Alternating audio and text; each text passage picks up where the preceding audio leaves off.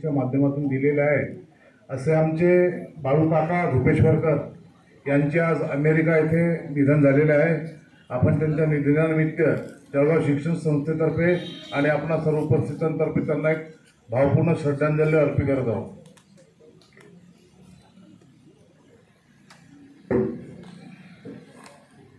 विद्येची देवता माँ सरस्वती यांना मी नमन करतो। तसेच स्वातंत्र्य सेनानी सुभाषचंद्रजी बोस यांच्या जयंतीनिमित्त त्यांच्या स्मृतीस मी अभिवादन करतो आणि नतमस्तक होतो। गुणवंत विद्यार्थी गुणगौरव समारंभाच्या निमित्ताने आज आपण इथं सर्व जमलेले आहात। गुणवंत विद्यार्थी गुणगौरव समारोहाचे प्रमुख कार्यक्रमाचे प्रमुख अतिथी आपल्या अमरावती शिक्षक मतदारसंघाचे आमदार, एक लाडके आणि एक कर्तव्यदक्ष आमदार श्रीमान किरणरावजी सरनाईक सर, माझ्या संस्थेचे सचिव श्रीमान अनुपजी पुराणिक, सहसचिव श्रीमान मिलिंदजी जोशी, माझे सहकारी संचालक जळगाव शिक्षण मंडळाचे संचालक तथा जनता विद्यालय जामोदचे पर्यवेक्षक श्रीमान अभिजितजी कुलकर्णी सर, या जनता विद्यालय जामोदचे मुख्याध्यापक श्रीमान राजपूत सर, जळगाव जनता विद्यालय प्राथमिकचे मुख्याध्यापक श्रीमान अंबळकर सर, त्याचप्रमाणे आमचे सहयोगी शाखा श्रीपाद कृष्ण कोल्हटकर महाविद्यालयाचे principal doctor Shriman my sir,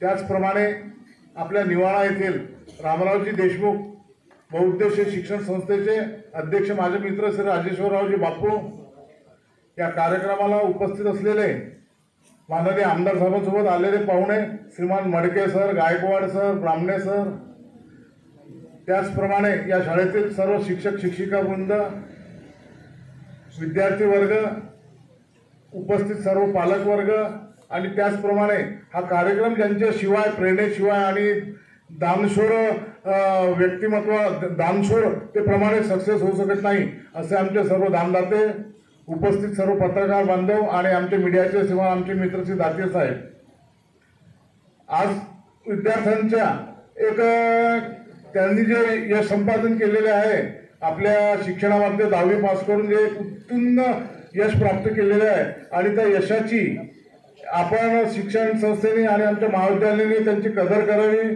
त्यांना प्रेरणा द्यावी या दृष्टीने गुणगौरव कार्यक्रम आपण नेहमी दरवर्षीप्रमाणे साजरा करीत आहोत।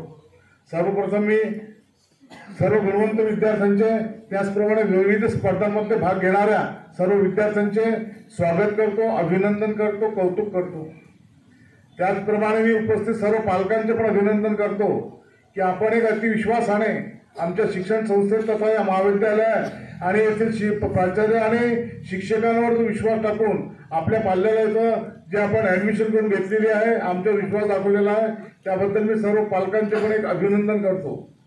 भविष्यात असेच आम्हाला सहकार्य मिळावे ही आपल्याकडून अपेक्षा करतो। विद्यार्थी मित्रांनो, एक 10वीचे शिक्षण घेऊन आज आपण एक विविध क्षेत्रात पुन्हा उच्च शिक्षणाकरता गेलेले आहात। आपण आपली जी पालकांची स्वप्नपूर्ती होती आपल्या आईवडिलांची ती पूर्ण करून आज आपण यश प्राप्त केलेले आहे आणि या गुणवंत पारितोषिक जे आहे त्याच्या गुणवंत पारितोषिक मिळण्यास आपण पात्र झालेले आहात, त्याबद्दल मी पुनश्च आपले सर्वांचे अभिनंदन करतो। आज आपण आपल्या मेहनतीने एक परिश्रम घेऊन जे यश संपादन केलेले आहे आणि आज विविध क्षेत्र आपण गेलेले आहे। मी सर्व विद्यार्थ्यांना एकच सांगू इच्छितो की 10वी नंतर आपण जे क्षेत्रात गेलेले आहे तो एकच ध्यास पकडून आपण आपले पुढील जे उच्च शिक्षण आहे ते घ्यावे। त्याचबरोबर पालकांना पण मी निवेदन करतो की त्यांनी आपल्या मुलांच्या शिक्षणामध्ये जरूर आपण सल्ला द्यावा, परंतु त्यांचा जो एक ध्यास आहे तो कायम ठेवावा। आई म्हणते डॉक्टर व्हायचं, बाबा म्हणते तू इंजिनियरला जा आणि विद्यार्थ्याच्या मनात तिसरंच असते। त्यामुळे असे विद्यार्थ्याचे मन विचलित होऊ देऊ नका। विद्यार्थ्यांना आपण मार्गदर्शन जरूर करा, परंतु विद्यार्थ्यांना त्यांच्या रुचीनुसार आवडीनुसारच त्या क्षेत्रात जायचे आहे त्या क्षेत्रात आपण जाऊ द्या। सर्वच काही IAS IPS बनत नाही, कोणी क्रीडा क्षेत्रात उत्तुंग भरारी घेतो, कोणी तंत्रज्ञानात उत्तुंग भरारी घेतो, कोणी वैद्यकीय क्षेत्रात उत्तुंग भरारी घेतो।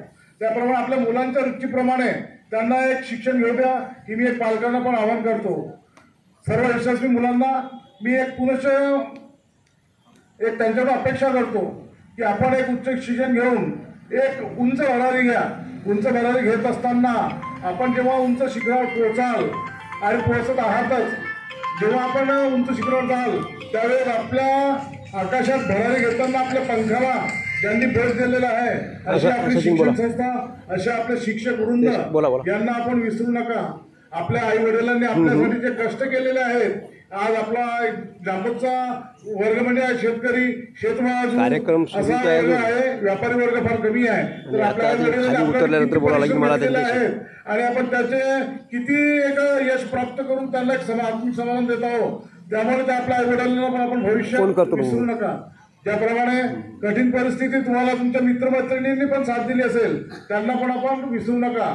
आपण या भारताचे सुपुत्र आहात, या भारताचे आपण भारतीय संस्कृतीचे आपण वारसदार आहात. त्यामुळे भविष्यात आपण उच्च शिक्षण घेऊन एक उंच भरारी घ्या आणि या भारताला एक जगज्जेता म्हणून या आपल्याला आणायचे आहे. ते जगज्जेता बनण्याचे भारताचे स्वप्न आपण एक पूर्ण करा.